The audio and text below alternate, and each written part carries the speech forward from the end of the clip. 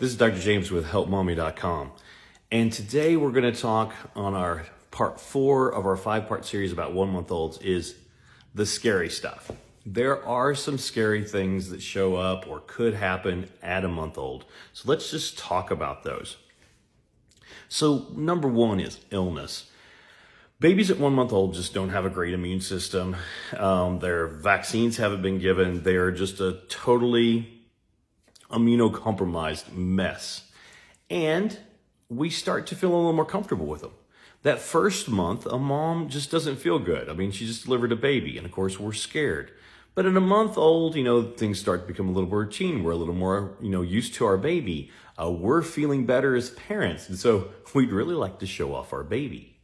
Most of the illnesses that babies can get are airborne, and so there's a lot of spread there. And so one of the things that we worry about is them getting sick, and especially in the winter months, illnesses like influenza, especially RSV, croup, can make a baby very sick. Other things that can cause bacterial meningitis, they're still susceptible to, and a lot of these bacteria that can cause meningitis live normally in people's noses and throats. And so we worry about Haemophilus and strep pneumonia. So try and keep your baby away from crowded places. Try and make sure everybody's washing their hands real good. And still worry about any fever that your baby might have, anything above 100.4. These could be considered emergencies, need to be seen right away. Other things is there's a condition called pyloric stenosis that can show up around the time that a baby's 4 to 8 weeks old. Again, this is a range. Can it show up earlier? Absolutely. Could it show up later? Yes. This is going to be a baby that's going to start having projectile vomiting.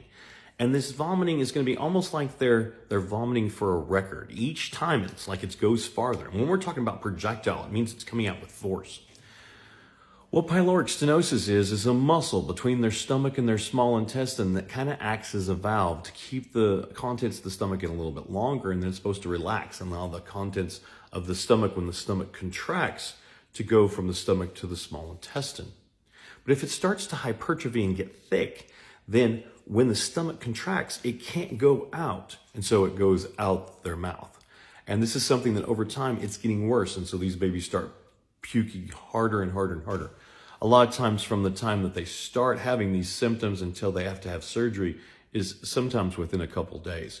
And this is something that is surgically corrected. It's called a pyloroplasty, and your babies afterwards will be fine. But it is fairly traumatic to know that your baby's going to be put under anesthesia and have to have surgery. But do know it's a very common surgery, and it's something that will fix this problem. But it usually shows up right around the time they're a month old. A lot of times, another thing that we see at a month old is milk protein allergies. And this can happen in both breastfed and bottle-fed babies. Our bottle-fed babies are usually on a cow's milk-based protein, but moms usually eat a lot of dairy, and so there's a lot of milk protein that could end up in breast milk. To be honest, milk protein's in everything. So our 2 big milk proteins are casein and whey, and they use these in lots of food. So anything that you routinely think would be dairy, but also they use this in a lot of fillers. In fact, I think one time I looked and there was only one prenatal vitamin that didn't have a milk protein in it. So it's really hard to get it completely eliminated out of a mom's diet. These babies are going to show up a lot of times with just fussy. They may have some eczema. They may not be growing the way they're supposed to. And they may have very mucousy and sometimes bloody stools.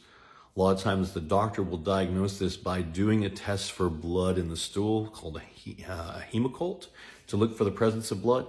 And then after that, start looking to see what kind of milk we could go on. In a case of a breastfed baby, we'll try to do an elimination diet where we try and remove all milk protein from mom's diet. Again, very hard to do, and it takes a while before you see the results.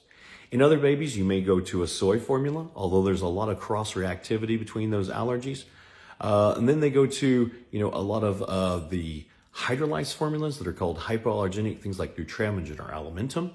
Sometimes that won't work. And then we go to what's called the elemental formulas, where they're truly amino acids. And there's 2 or 3 of those on the market that we may try. This is something that takes trial and error. It takes a while. I have had babies that were allergic to things other than cow's milk. I have had a couple babies that were allergic to corn. And so there are some corn products in some of the formulas. And so that sometimes was an issue as well. Another thing that shows up at a month is colic. And these are babies that are just so fussy. I almost can always tell my moms that have a colicky baby because they don't stop bouncing. These babies are only really happy if they are moving. And even when you start a movement, it's like you may get them calm for a little bit and then you have to change movement. And so this is a very nerve-wracking time because these babies are just not happy and they scream. A lot of times you can almost set your watch to when they're going to start screaming.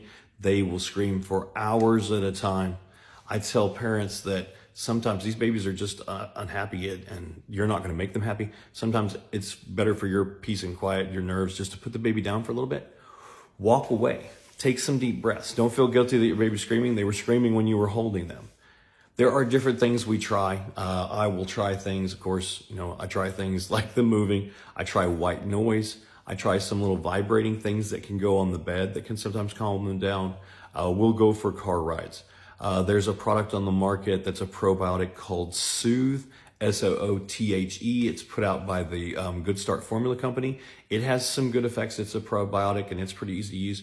And my formula fed babies sometimes will change formula to a partially hydrolyzed formula so that the protein's not as big. There's even some medicines that we can try and use to try and calm these babies down.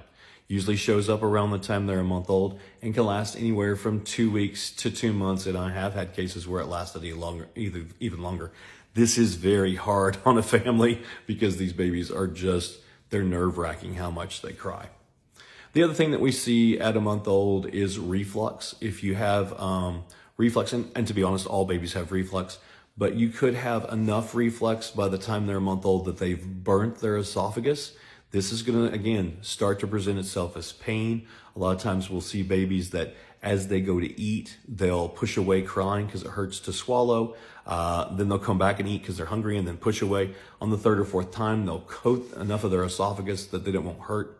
These babies will also do a lot of arching afterwards. Now, every baby can cry and pull away. Every baby can arch. But if you see this persistently with each feed and it seems to be getting worse, it's definitely time to go talk to your doctor. The other thing is having some realistic ideas about reflux because we don't really have any medicines that make them not spit up. We have medicines that decrease the stomach acid so that hopefully it doesn't hurt as much and that burn that they've had to their esophagus will heal up and do better. So those are the big things that show up at a month. There's things that get better at a month, don't get me wrong. But those, when parents are scared about a lot of things, those are the things that as a pediatrician, we're looking at in a month to try and make sure that nothing bad's going on. And those are the most common things that we see. Hope that helps you with your 1 month old.